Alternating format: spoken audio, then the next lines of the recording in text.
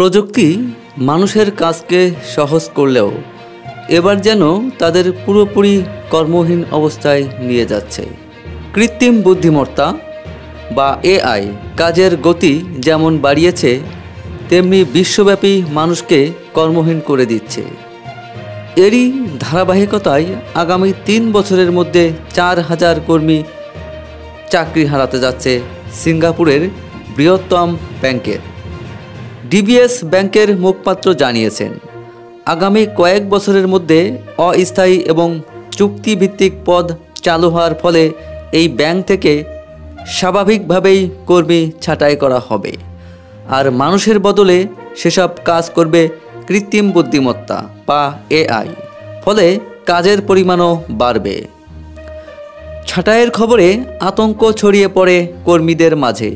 তবে গত সোমবার ব্যাংকের প্রধান নির্বাহী পীযূষ গুপ্তা বলেছেন, ছাঁটাইয়ের খবরে আতঙ্কিত হওয়ার কিছু নেই।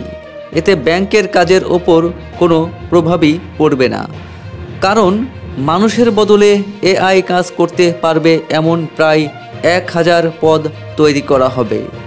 এর মাধ্যমে ডিবিএস প্রথম এআইয়ের মাধ্যমে কর্মসংস্থানের উদাহরণ তৈরি করল। তবে সিঙ্গাপুরে কতজনকে চাকরি থেকে ছাঁটাই করা হবে বা কোন কোন পদের উপর প্রভাব পড়বে সে বিষয়ে বিস্তারিত কিছু জানায়নি প্রতিষ্ঠানটি। ডিবিএসে বর্তমানে ৮ থেকে ৯,০০০ অস্থায়ী এবং চুক্তিভিত্তিক কর্মী রয়েছে। ব্যাংকটিতে মোট ৪১,০০০ জন কর্মী কাজ করছে। এদিকে গত বছর গুপ্তা বলেছেন, ১ দশকেরও বেশি সময় এআই নিয়ে কাজ করছে ডিবিএস ব্যাংক। তিনি বলছেন, এই ব্যাংকের ৩৫০টি কাজের জন্য ৮০০টিরও বেশি এআই মডেল স্থাপন করা হয়েছে। ফলে চলতি বছরেই এর থেকে আর্থিক সুবিধা পাওয়া যাবে $১ বিলিয়ন,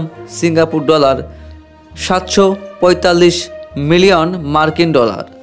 চলতি বছরের মার্চে চাকরি ছাড়ছেন গুপ্তা। তার স্থলাভিষিক্ত হবেন বর্তমান ডেপুটি চিফ এক্সিকিউটিভ তান সুশান। ব্যাংক খাতে চাকরি ছাঁটাইয়ের বিষয়ে ২০২৪ সালেই সতর্ক করেছিল আন্তর্জাতিক মুদ্রা তহবিল IMF। এআইয়ের কারণে বিশ্বব্যাপী প্রায় ৪০% কর্মী চাকরি হারাবে। IMF-এর ব্যবস্থাপনা পরিচালক ক্রিস্টালিনা জর্জিভা বলেছেন, বেশিরভাগ ক্ষেত্রে সার্বিক পরিস্থিতিকে আরও খারাপ করে তুলবে এআই।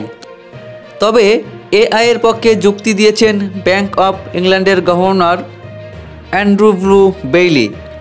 গত বছর বিবিসিকে তিনি জানিয়েছিলেন, এআই ব্যাপক হারে কর্মসংস্থানের সুযোগ নষ্ট করবে না, বরং কর্মীরা নতুন এই প্রযুক্তির সঙ্গে কাজ করতে শিখবে। এআইয়ের সঙ্গে কাজের ঝুঁকি থাকলেও এর রয়েছে প্রচুর সম্ভাবনা।